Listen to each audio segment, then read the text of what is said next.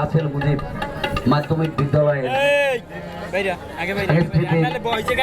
বার্ষিক সাংস্কৃতিক ও ক্রীড়া অনুষ্ঠানের সম্মানিত সভাপতি এই শেখ রাসেল মুজিব মাধ্যমিক বিদ্যালয়ের প্রধান শিক্ষক, ম্যানেজিং কমিটির সভাপতি, সদস্যবৃন্দ, অধ্যকার এখানে উপস্থিত সকল ছাত্রছাত্রী এবং অভিভাবক বৃন্দ সহ যারা এলাকায় আশপাশ এলাকার যারা এখানে উপস্থিত হয়েছেন সবাইকে আমি কুষ্টিয়া থেকে আগত লালন সাইজির অসীম পাখি শিল্প গোষ্ঠীর সম্মানিত সকল সদস্যদেরকে নিয়ে এখানে উপস্থিত হতে পেরে নিজেদেরকে ধন্য মনে করছি। আপনারা আমাদের জন্য দোয়া করবেন, আমরা যেন সুন্দর একটা অনুষ্ঠান পরিবেশন করতে পারি। তো আজকে এখানে যারা শিল্পীরা উপস্থিত হয়েছেন তাদের মধ্যে অধিকাংশ শিল্পী আমাদের বর্তমান মিডিয়ার বিভিন্ন মিডিয়ায় তারা গান পরিচালনা করে থাকেন, বিশেষ করে লালন সঙ্গীত পরিবেশন করেন। আমরা আপনাদেরকে লালন সঙ্গীত শোনাবার চেষ্টা করব। কেউ বিশৃঙ্খলতার চেষ্টা করবেন না, ধৈর্য সহকারে অনুষ্ঠান শুনবেন এই আশাবাদ ব্যক্ত রেখে আমি আজকে পরিচয় পর্ব অনুষ্ঠান শুরু করছি। আমাদের এখানে আছেন তবলায় আছেন আবু সাইদ ভাই, উনি বিভিন্ন টিভি চ্যানেলের তবলা বাজিয়ে থাকেন।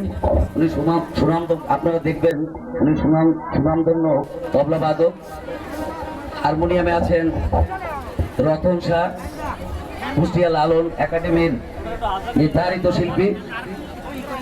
তারপরে দোতারায় আছেন রাশেদুল শাহ, উনিও লালন সঙ্গীতের নির্ধারিত শিল্পী। ভুলিতে আছেন আমিরুলের আর একটা পরিচয় আছে, উনি আমাদের গ্রাম পুলিশে চাকরি করেন, উনি আমাদের গ্রাম পুলিশের একজন সদস্য কুষ্টিয়া কুমারখালী থানার। তারপরে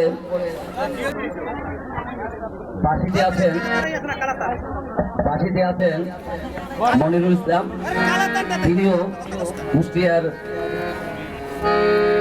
লালন একাডেমির নির্ধারিত শিল্পী। ঝুলিতে আছেন খয়বর। তাছাড়া আমাদের এখানে শিল্পী আছেন ছবি আক্তার আছেন, শিরিনা পারভিন আছেন, টুটুল ফকির আছেন, রাশেদুল আছেন, রতন শাহ আছেন, শামীম ফকির আছেন, খয়বর আলী আছেন, আর একজন লোক আছেন ইনি একজন ইউপি সদস্য ফকির মাহবুব আলম, উনিও আছেন, গান পরিবেশন করবেন, আপনারা শুনবেন ধৈর্য সহকারে। আমি এবারে ঠিক করেন আমি প্রথমেই হবে না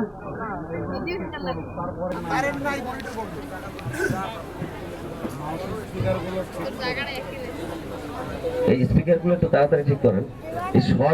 এই যে শর্ট ইয়েগুলো দরকার ছিল।